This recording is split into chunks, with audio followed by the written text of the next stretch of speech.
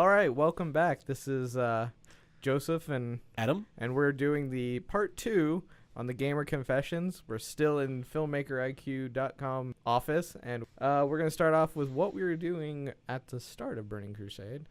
So I'll let Adam start off with Because this. I'm the one that actually has to go. Because his story got infinitely less complicated without playing it, and mine got infinitely more. Because that's the time I joined the military was basically just immediately post-launch of the Burning Crusade. I think it was like maybe 2 months after the start of the Burning Crusade. Going in the military, Air Force, and so I was able to see the launch with all my friends, and they were able to get onto it. And once again, I had a potato. Wasn't able to really to play anything beyond the first area for BC. Yeah. Bought it at release like a couple of months afterwards. Had it installed, ready to go, but went off to basic training. Got to see pretty much everyone playing the beta for that going forward, seeing some of the changes for some of the classes, the new talents, the new spells. A lot of balance work was done going from vanilla to BC because of all the new talents, which was really cool. Yeah. Seeing all that sort of things and seeing a friend of mine who was a hardcore raider with full Nax gear, like tier 3, going through the game and like, man, these things like really close to replacing me, just these quest things. And then basically having someone else who was like a really casual player, never got to be able to was never able to get into raids. Like he tried to, but like it was always one of those things where he'd get in and like it'd fall apart like 5 minutes in. Yeah. With like I think 2 pieces of tier gear, and just immediately replacing everything and being like at least within shooting distance of those people. That was fun. Yeah. But I got to see a little bit of Outlands, and I got to play a little bit of the Draenei starting area because I switched over to being a hunter as my main character because I completely new character class or new race because I was Lion side, and Draenei are awesome. Yeah. Space goats. Space goats, which, hey, I mean, they got to use kind of Satan imagery and make it into like a by definition good character. Yeah. Race. Character model. I mean, honestly, just basically goat legs and horns. Pretty awesome. Yeah. I mean, pretty metal. I mean, the good guys, finally got to steal something from evil instead of the other way around. There you go. But enjoyed the visual thing. Enjoyed the idea of that. The idea that they were this like kind of like universe hopping, race on the run. So starting them up was a female just because I'm one of those guys. Like if I'm gonna have to play a game for 80 plus hours, I'd rather look at a female. Very passively, just kind of doing that. Doing more males nowadays just because I get into role playing. That's mostly Skyrim's fault. But anyways, make the 100 character, get like up to like I think level 20, and then I'm gone. I'm at the military. Yeah. And basic training, I'm completely out of the loop, which sucked because we actually got quizzed on a few things from Burning Crusade in basic training. Really? We did. There was a point where we were out doing field training, and they would hold like little contests every once in a while just to like get people like up thinking and keeping their attention. Because honestly, the biggest thing about basic military training is that it's not you who needs the training. It's like 99% of the other people. Yeah. Like you get there, like, and I was like, man, basic military training needs to be way more hard because some of these people are just morons. But they would actually. They'd quiz everyone and see if anyone knew like where certain items dropped. Interesting. And no one could eat until someone answered it. Until someone answered it. And we actually had like sometimes we'd have people who were just like able to straight up go like, oh yeah, it's here. And then they'd have like harder questions, and it's just like I don't know where that is. I think one time they actually asked something from a patch that had just come out, so like they didn't realize that no one had seen the internet for like 6 weeks. Yeah. Anyways, so I go through, and then after that, I get a laptop that's just able to straight run World of Warcraft. Easily. I can multitask World of Warcraft. So I immediately load up City of Heroes and start playing that all day, every day, pretty much when I get the chance. Yeah. And then I go to DLI, and that's when I actually get a casual, which is basically a job while you're waiting for something to do at the school, at the training, to learn a language. And it was one that was at night, so I was up at night, and I had to sleep during the day, so I didn't have to have inspections during the day because I'd be asleep in my room. Yeah. And I'd had 2 on 2 off, so when I was at my computer, it was at hours and times that everyone else was either asleep or out at school. Yeah. So I was able just to grab on and just power through. I mean, just real hardcore, straight through all of BC. Yeah. And not just all of BC, but go through vanilla, get to the end, pop on BC, through BC. By the time I actually got to my duty station in Georgia, I was max level, hearing all about the Wrath of the Lich King expansion coming out. Once again, because I still knew everyone's login information. They never changed it. I just would log into other friends' accounts who had access to the beta, and I would play. I tried out the Death Knight, like some of the beta stuff. The beta stuff was funny because it was like you're going around one-shotting elite mobs. It was just so unbalanced, and they just slowly fixed it. And that's me. That's me through BC. Was I had very limited access to it early, and when I started having a little bit more, and then I just dove face first into it for just mostly grinding. So that's my play experience. So Joey, how's your play experience for BC? Well, mine was you kind of touched on it, was people in Naxxramas gear who were going through BC going, this is insanely like high geared stuff. This is like tier 2, like bordering tier 3, and by the end of it, your tier 3 gear is actually still semi better, but it's not that much better. Yeah, that gap between people who are just kind of coming up and you, like in vanilla, it's like you could have like 5 of them against you, and you just be like, whatever. Yeah. At the end of BC, it's like, if they play right, they can actually beat you. Yeah. So I mean, going through it on my first character, I was just like, okay, these things are getting closer and closer, and then finally, by the time you take Gruul's Lair stuff, it defeats anything you're wearing. Obviously, even some Karazhan stuff, or you're starting to get to that point. So it was like, it was kind of nice that the Naxxramas gear was semi better, but you're still stripping it off like really quickly. I think the only things I kept were tier pieces, and which was the only 8-piece tier set that ever existed, which was an original Nax. Yeah, that was a great set. If I remember, once again, I was not that high level, but I remember some people talking about you can replace a lot of gear if you were a caster too, because that's when they started finally putting spell power on regular gear. Exactly. So suddenly, like the plus 100 or so spell damage you had on tier gear is like, oh wait, I can actually get more damage out of getting greens and stuff. So that was fun. And it was a really cool time because that was, everything started balancing out. You could be a shadow priest, you could be a healer. I mean, it was still one of those things like people would rather you be a healer, but it was around the start of paladins could actually cast something other than Flash of Light. Yeah, paladins could actually ret. Paladins could tank. I remember that was the first surprise of the pally tank was in Karazhan. It was because it was first time they were balanced enough that you want one to be. We had a warrior and a pally tank, and it was just like, oh, this is crazy. It was the first time you see the warrior really doing DPS, being a one-handed or two-hander. It was the first time you saw him doing DPS before being overpowered because of the gear scaling with warriors. Because warriors were always like low, and once they got like gear, just exponentially got better. Yeah. But here it was way lower or way higher before that, and way lower once you got to that point. Yeah, exactly. But I mean, you got to see. I mean, it was the first time people weren't like, "Oh, you're a warrior. You should be you tanking. have to be doing this. Yeah, you should be tanking. You can't do this stuff." And yeah, choices. You could do stuff. Yeah, it was the first time seeing people actually going and becoming something and being like, "I have options," which was great. I mean, it was the turn of the arena. It was being able to see content that was the 10-man, the first 10-man, which was Karazhan. It was the first time that you were going in with a smaller group and a proper raid with a smaller group. Yeah, too. proper raid with a smaller group. And before, of course, then it was 25-man Gruul and all that, and above was the Ixnang of the 40-man group, which hurt a lot of guilds. It hurt the guild that I was in. You now had 15 extra people that you probably enjoyed raiding with for the most part.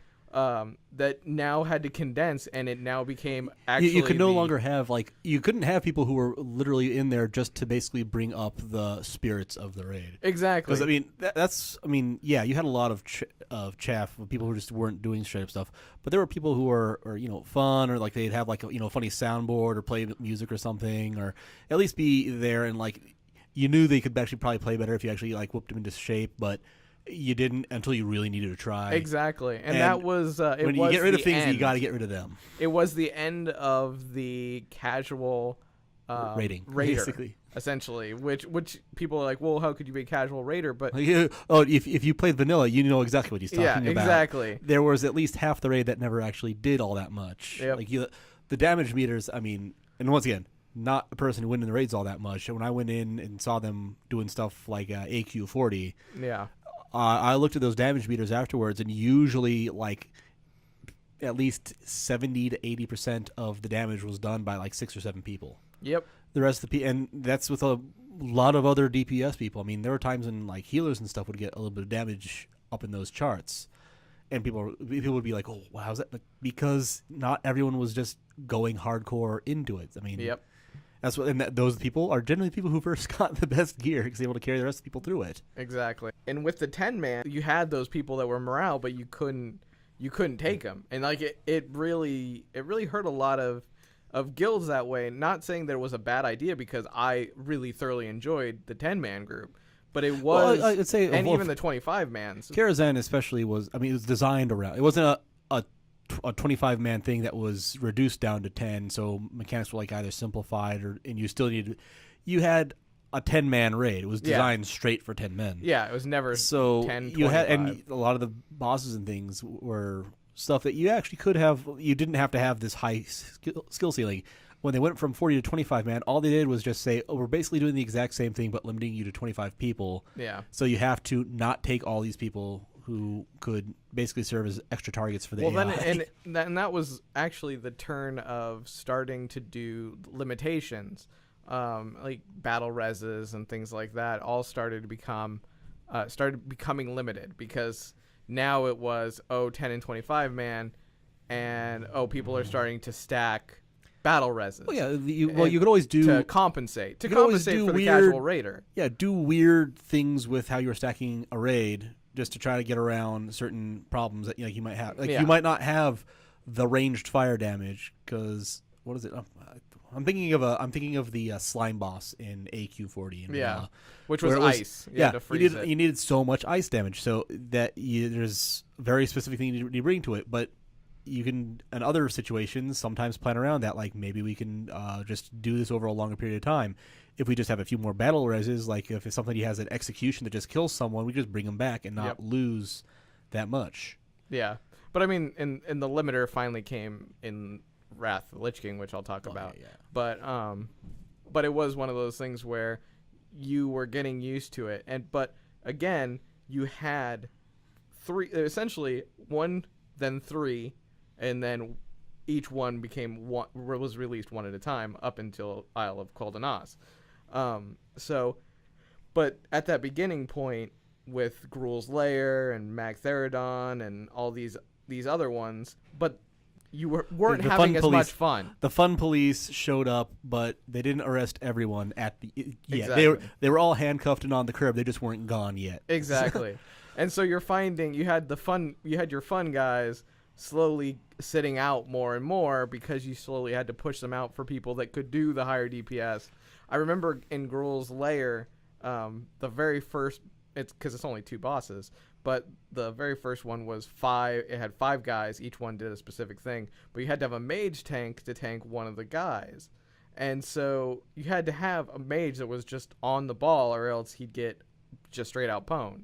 You couldn't have that fun guy that would be like laugh or joke or whatever, because if he was the mage, that slot had to go to someone who could do the job. To do the job. You didn't have excess slots to throw around. Like the things were very finely tuned. Exactly. And which if you're looking for like some sort of a hardcore challenge is great, but most people are kind of like, I want to go do this with a group of friends. You were pretty much SOL. And there were lots of groups of friends that had people who were capable of doing something like that. let's get into the actual life of Burning Crusade and kind of what you were able to do with it, because that's where I had a lot of fun. Because I got in once I got up to the BC levels, it was kind of past when everyone was going up there and doing things, so I was able to kind of kick my heels back and go through and not have to worry about alternate factions coming up every 5 seconds and killing me.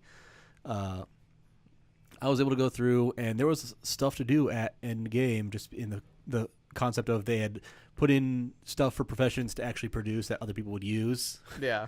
Stuff that you could only use for your own profession. That's pretty much when it started up.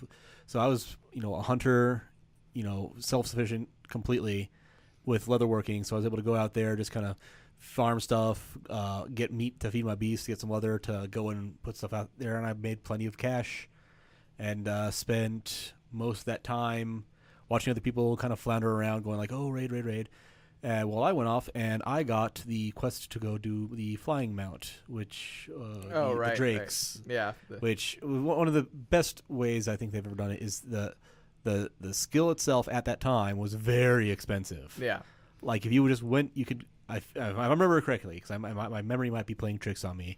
You can go and buy the flying level and just do it, but it was like a ridiculous amount of money for the second level of flying mount. Second level. First flying mount you can get fairly simply. Yeah, it was fairly cheap. But it was really bad. But it was really slow. It was 75% and I think it was like your base mount I think was 60, and I think your flying mount after getting to 100 was I think your base mount was 40, wasn't it? It was the normal one, and then the epic, and the epic was 100.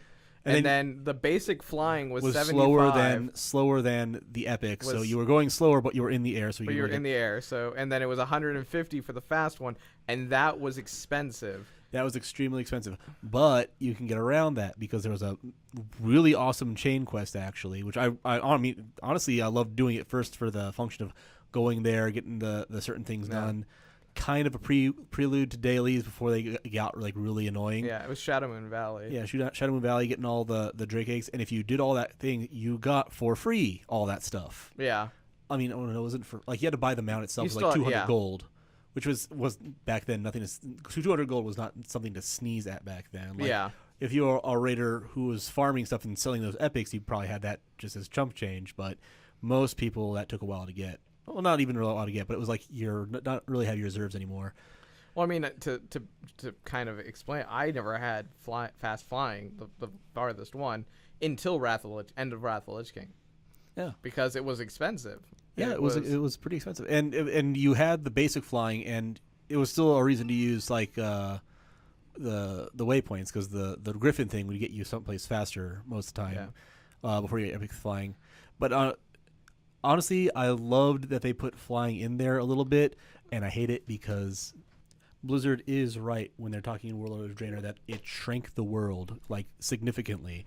The sense of exploration gone, because instead of there actually being treks to get some places, of actually noticing out like, hey, wait, that's a walkable path amongst those mountains over there. I wonder what's behind it. You just fly places. Yeah, and it made. Not so much there, because it was the thing was that when it was introduced in BC, it was end game content. You were done with all the exploration leveling up at that time, and it served to kind of just get you around, increase, give you some more options on doing things, and it actually unlocked a couple neat things as far as getting to these places you couldn't get any other way, and those places were designed for it because they had anti-air batteries, things like that. And that's actually what I was going to talk about, is a lot of cities had above them. Yeah, I had above them. You go into that zone, they're going to shoot you down, which was really, really a good way of doing it because it was endgame content. But when you have flying mounts and then you start making those standard, like you can go around, you lose so much. It's like, oh, cool, I could just go directly to where this quest wants me to go, pick up what I want, and then leave. And then drop down, kill it, fly back up. And fly I said this earlier.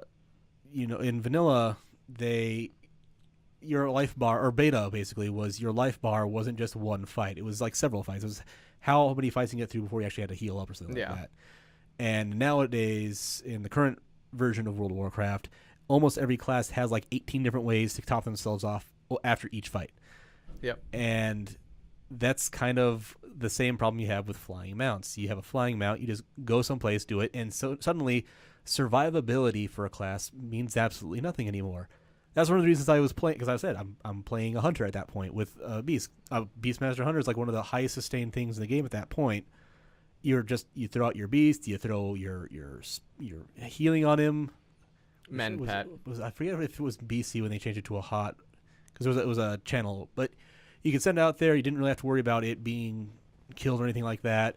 You went out there, could take on like 3 different things at the same time and not take any damage at all. You had no downtime. It was the most survivable class by far. Yeah. But once you have the you don't need to go through the 15, 16 ogres to get to that one thing. You just go to the thing, get it.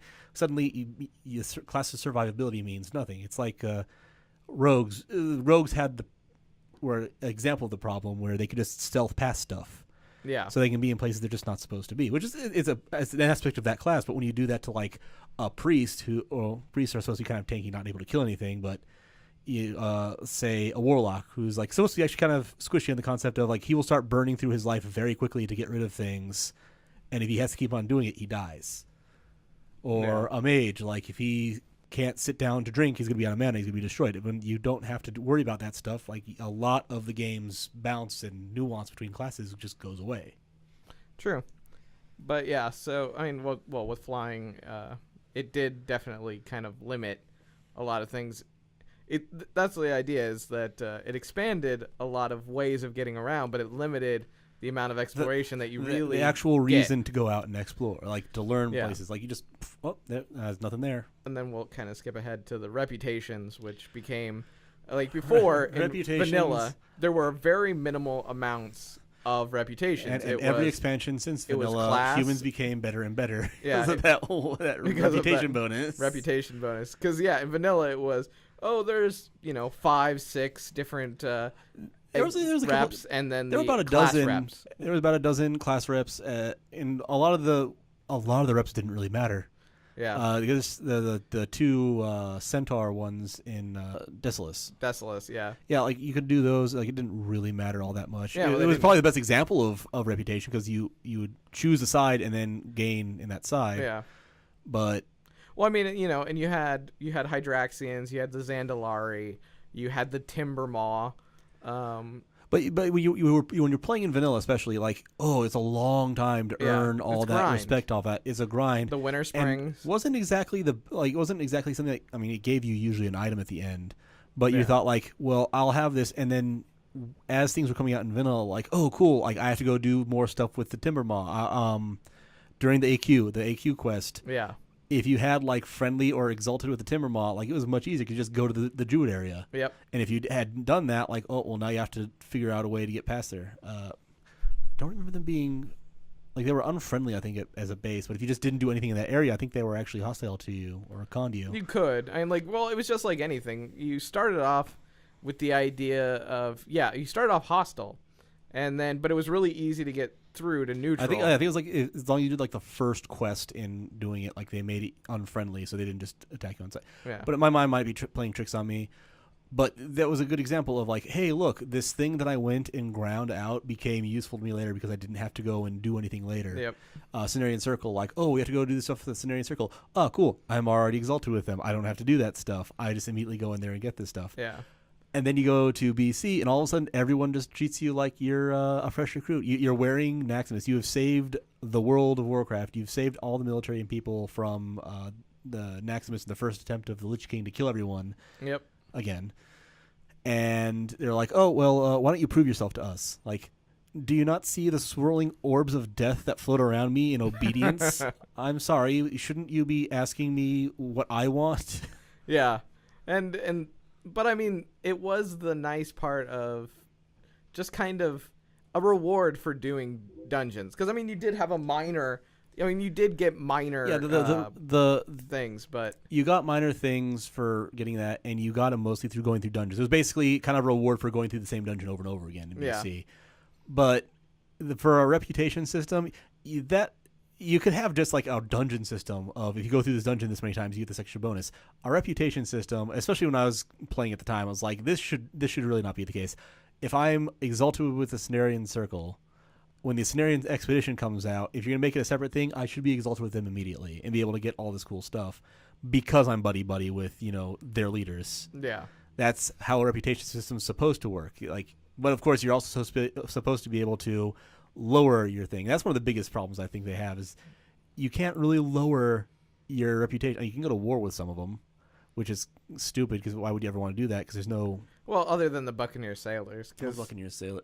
Well, which was vanilla, but if you went and did that, you got the title, which was you got the title, Bloody Admiral, I think. And you got like the pirate outfit, but then you had to work your way back. Yeah, it's the one example, and once again, vanilla, the one example of this being done really well, and then they just completely abandoned it for just making it a grind. For you have to do it this many times so you can actually do it because we want to put an artificial block in front of you.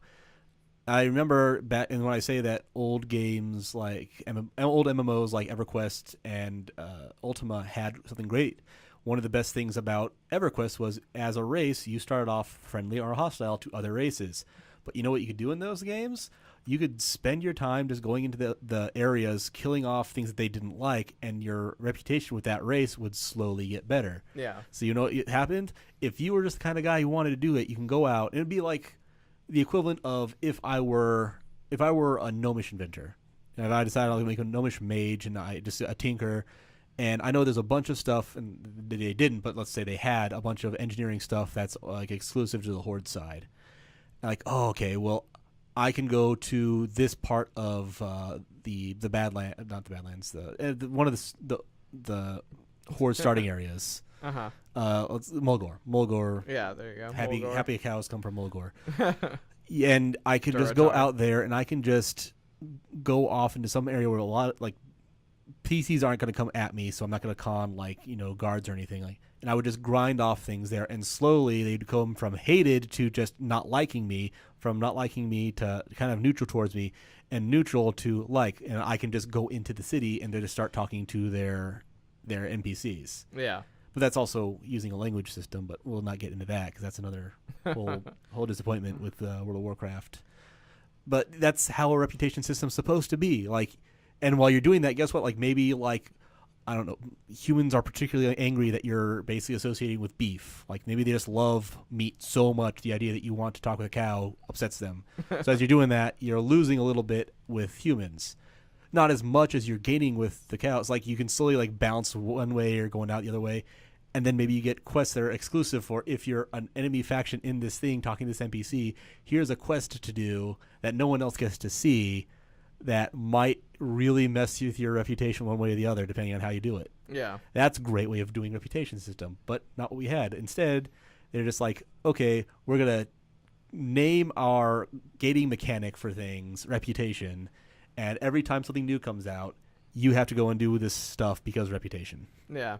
Well, I mean, I understood it, and the reason why it kind of fit and worked in Burning Crusade was because you had the heroics, which was really the first time you'd had them.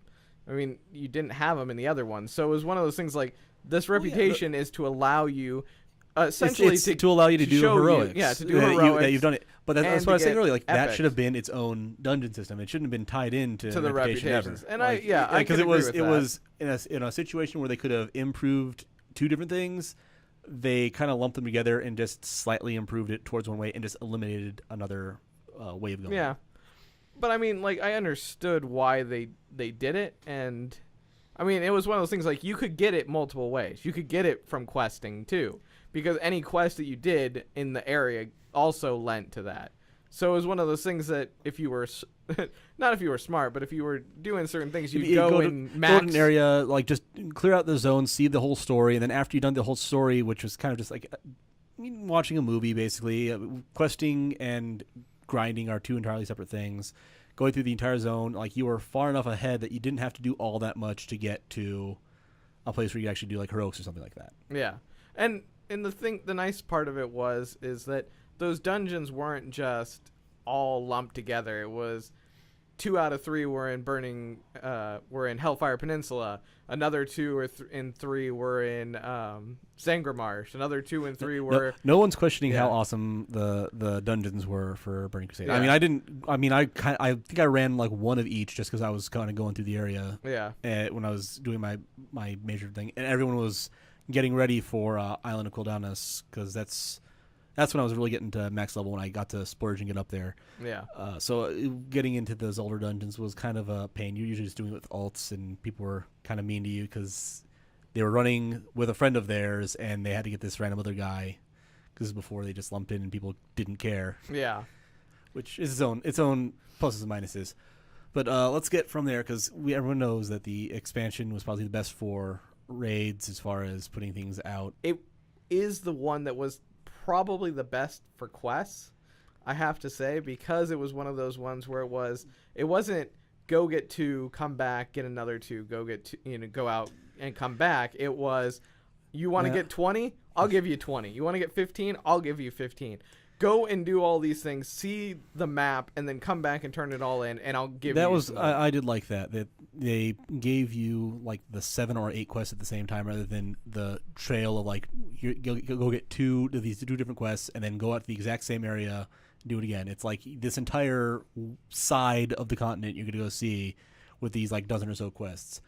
The quests themselves, a little BS there, because they were like, oh yeah, you have to go get 20 of these items. Guess what? The item has a 3% drop rate on this rare mob in the zone. Like, yeah, you know what? I'm not gonna do that. Like, I checked the wiki. There's nothing that comes on afterwards. I don't really care about this item you're gonna give me, so I'm just gonna give this up. Yeah, and while doing that, Nagrand was probably the worst place for that, because it was and while it had some cool things, it had Nessingwary show back up, and it also had probably the coolest thing, which was the arena, Ring of Blood. Ring of Blood. Everybody loves the Ring of Blood. Everybody has memories of, usually, if you're on a PvP server, which both of us were, what would happen not by is choice. No, yeah, well, not by choice. Because all your friends shows it, and same for me. But what you would have is everybody would be at Hala fighting, and then all of a sudden, someone of the opposite faction would notice that there's someone at the Ring of Blood, and all those people would just leave, come and just destroy you, and then go back, which really sucked. But Ring of Blood was probably one of the first really just fun ways of doing things, because it was part of that elite quest that they slowly got rid of, which was, oh, we're not going to have these elites that are going around. So it was an enjoyable one. So anyway, we'll kind of go past that because we kind of hit the quest. Oh, you PvP. Well, yeah, a little bit in okay. PvP, because this is when they put in arenas, which, in my opinion, is the worst thing they could have ever possibly done. Which I'm actually thinking it's the opposite. And this comes from, I'm going to give just a small thing about PvP in a nutshell, because as soon as you know what I'm thinking about it, you know why I don't like it. And I fully support Joey's support of Arena for PvP, because I can understand people can have different opinions. That does not make them horrible monsters. So when you're doing anything that involves a player versus player, your primary concern is balance. That is the concept that if skill is equal, the chance of winning should be roughly equal between 2 different things. You see this in fighting games a lot. A little bit at the high level, because people understand everything's going on. This character can do lots of damage, but it's really slow. This character is really fast, but does do a lot of damage. It's down to the skill of the person using it. When you're talking about a PvE environment, which is what World of Warcraft primarily is, because 99% of the time things are designed around PvP. So PvP has to be balanced, and PvE almost by definition needs to be unbalanced, because otherwise you just have a bunch of characters doing the exact same thing, and there's absolutely no reason to choose something different. So when you take that, 99% of the game is based around raiding, questing, going out and doing things solo back then, which was a thing. Yeah. Not anymore, but it was a thing. You go from an environment where, like, oh yeah, the rogues are supposed to be able to pop up and just kill something in the first 2 seconds of combat. Yeah. Like, supposed to be able to dump down alpha damage on them, but if they don't do that, they are really hurting for things. Well, you can't have them just pop into PvP and kill someone instantly, because that makes them the broken class. Like, you can't do anything to stop them. So you need to find a way to balance how much damage they're doing. And rather than doing a separate balancing for PvP in the arena and stuff like that, and PvE for everywhere else, they kind of did a lot of changes to classes for PvP purposes that removed a lot of the flavor as far as I'm concerned. I mean, they were talking about, especially in Burning Crusade in particular, you went from like multiple, like paladins being able to like multiple bubble themselves because they were able to do all that much damage. Other things like that, mages having just like this major amount of CC, things like that. There's a lot of stuff that was taken out entirely because like, oh well, in PvP this isn't fair. Like, well, you know what? That's fine, but don't allow, you know, mages to cast like a 20-second like hyper pyro blast that kills things in one shot. Like, don't let them do that in PvP, and then maybe give them something else in PvP. But that's my opinion on PvP, especially in MMOs. It's a great thing when you have it done correctly and you have a separate balance, but it needs to be done with balance in mind first for PvP, which I think really detracts from PvE. Very few games get it. It is possible, and a couple games have gotten it right. So that's my opinion. Yeah, I definitely have a PvP thing, and at that time I was a warrior. So, I mean, the other part of it that comes with it is, at that point I had set up kind of my own PvP guild. So everybody was essentially based for PvP. So with going into it, I already had a huge grouping. At that point, it was George Patton, Asian Bird Flu. If they ever hear this, they were really good PvP players. So it was going in there as a 3v3 team, going in as a 5v5. You already had that base and fun kind of grouping. So for me, it was always a very fun experience. Not because we were always winning, but because you knew the group. You weren't just going with a random people or any of that kind of set. So it felt more balanced. And it was fun because it was also a bonding thing. You could bring, if you did 5v5 and you had we had 4 really good people, and then we'd bring in somebody from the guild that maybe needed to get gear. So we'd get them in, and they'd be able to get their tier for that season and get better. And so you got to see the improvement of people that you probably wouldn't get to see in doing Warsong Gulch or a Arathi Basin or things like that, because this was just a whole other set of people. Plus the gear always looked really, really nice, and it was just kind of fun because it was that elite, and it sounds really bad, but it was that elitist being able to get, especially in PvP where you actually do see a direct improvement in someone's skills as they do more of it and get some gear towards it. I think it's ironic that we're talking about PvP as having more room for getting someone in who's bad than apparently raids did. The raids did. Yeah, exactly. But a large PvE group had less wiggle room to bring people in that were just fun than PvP, where it was like a very small group. But if you had 4 people who knew what they were doing and they knew their class well, like they could shore up for that 4th person, and that person could learn the PvP thing, which exactly. And you know what, on the face of it, I fully believe that's the case. Yeah. Like you're saying, it's like, yeah, I can see that being a thing. Yeah. But I mean, the last thing that we kind of talk about before going towards Wrath, which was that Quel'Danas came out, which was the first. It was the first time that they tried to do something that was similar to Silithus, because really everything else was. It came around, but it was the first kind of like tier stepping, group participation again, and it didn't succeed. The first time they did that since Silithus, and in many ways arguably way better than Silithus, but in way more ways worse. Yep. And that comes down to, I mean, I play on the outside. Like I didn't care about I didn't know what the requirements were for raiding. I didn't care, and I would never went in there. So I was like, oh, cool. And my experience, because I was on a PvP server, here's exactly what Isle of Quel'Danas was for me. It was me coming to a place under the promise of loot, and then being horribly destroyed over and over and over by a bunch of people who are in max level or like gladiator PvP gear or PvE gear that I had absolutely no chance of killing. Exactly. And that, as someone who's like, I don't play those things. That's not my play style. I don't like going in either of those. What I do like is going around doing like this kind of like, oh cool, like I do a couple of these quests, and as time goes on, we branch out and do some more stuff. My server was one of the few that took the longest to get everything unlocked, and the reason was because whereas in Silithus everybody was all for one to get these doors unlocked, my server did not freaking care whether or not things unlocked because they wanted to kill each other. So you had people that were going to the heroic dungeon, and you had people fighting. Was that there was a buff on the island that gave people more life.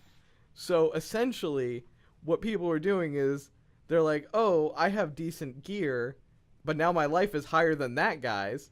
I'm going to go try to kill him. Senile of Quel'Danas, you know that it's the city, and then to the left is the dungeon, and then farther left is the raid, and then there's a huge open area.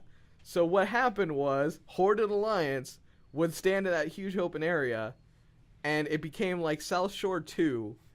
Electric Boogaloo. Yeah, Electric Boogaloo, where everybody battled in the trees to try to kill themselves. And I'm pretty sure at one point it was a sea of just skeletons. I think we crashed the server one time. And so it became only the major raiding guilds actually did Quel'Danas. I think I only got halfway through. It was one of the few that I didn't complete the actual expansions for. And so we only got halfway through that, and it was just a sea. And nobody cared. It's like you had to, and literally it was a battle just to get to the raid, because people would stand on the bridge that led to the raid to battle. Just to stop you. And it's funny because I know immediately, I could just already see comments going like, well, that's what made it good. That was why it was so awesome that we were able to do that. No, if you're saying that, I can guarantee you, either once again, you didn't play under that system, or you're the person being the little POS griefer sitting there stopping someone else's fun. Yeah, and the sad thing is we did it in Black. We were the griefers in the Black Temple version. So I guess in a way it was. So you've seen both sides. I've seen like, both sides. Oh yeah, it's fun doing that, and you're just like, wait, I'm the asshole. But I never had a problem with it because I just knew, well, our raid starts at such and such time. I'm just gonna go wait inside, or wait, or log out literally right in front of the door. And so you just had that one warlock that did the same thing. You'd run in and the warlock would summon everybody. But I mean, so it's one of those things of being prepared.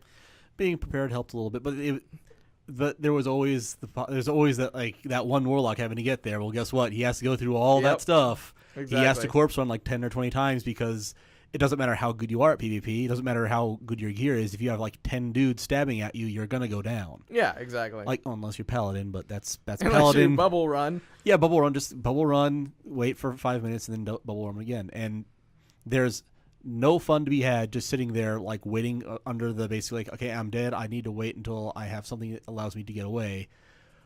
Trust me, as someone who got we'll get into Mr. Pandaria griefing later. But speaking as someone who gets griefed a lot, yeah, it is not a very fun thing, and I think that's possibly one of the biggest explanations for why that area failed so badly. Because for everyone who goes online and says like, "Oh yeah, this is the best thing ever. Oh, this is so great," that's a person who's killing and ruining the experience for dozens and dozens of other players. Yeah, and well, the thing of it is yet again, it was like Naxxramas 2 because of the fact it was so late in the game. Lich King had already been told that it was coming out. Mm-hmm. So really on that part, you had yet again a bunch of people that were like, well, why am I doing this? Lich King's coming out. Like, it's already, the rumors are coming out, the betas are coming out. But the real draw there was basically like for gullible rubes like me, they had catch-up gear there. Yeah. And since I like to quest. I like to go out and explore. I like to do kind of long, tedious quest lines. That's the thing I like to do. I love alternate advancement. When Lord of the Rings Online came out, they have this system where if you like use a skill 700 or 800 times in a certain area, that skill gets like a permanent small increase. Yeah. I got those. Those are hard to get because, like, you have to go find stuff and you way out level the area first. So, but I was like, you know what? That's what I'm gonna do. That's what I like to do. Is take that long dedication to get better. Going off on these odd tangents, like, oh, cool. I'm one of the few people probably who physically went to the engineer trainer in Mulgore. There is one. back in the day, like you actually it wasn't in Thunderbluff, it was in Mulgore. There was a little area you can go through, a little tunnel, and if you kept going through this big old tunnel, you came out like just a completely different place, and there was just like the little gnomish engineer there that you're able to buy patterns for and train, I believe. I know he sold stuff. I'm pretty sure he was also a trainer. In there, you had in Uldaman, you had the enchanter who you had to get to, that you had to kill the group of scorpions by the tent, and then he would come out, or she would come out. Yeah, that's the kind of stuff I like the kind of hidden off, like one world stuff, open world stuff that you kind of do yourself. I mean, it doesn't really do all that much, but slowly, incrementally, you do this. So guys like me who do that stuff, when people say casuals, I go, casuals don't ruin things. Casuals are just a different way of playing. I was like, oh, cool. I can go off and do this like very long chain quest, contribute and help my side, and I can get some better gear. So if someone does say, hey, want to go and help us do this because we're one short, because even if you're not in a guild, you have friends that are just like, hey, that they all come down the pipe occasionally, and you want to be geared to help them. So I'm there, and I'm doing that, and I was just, fresh meat for the slaughter. Yeah. So that's Quill on Us, and that's something that they announced, Wrath of the Lich King, and that is what's leading us into what I consider is basically a legendarily bad design decision.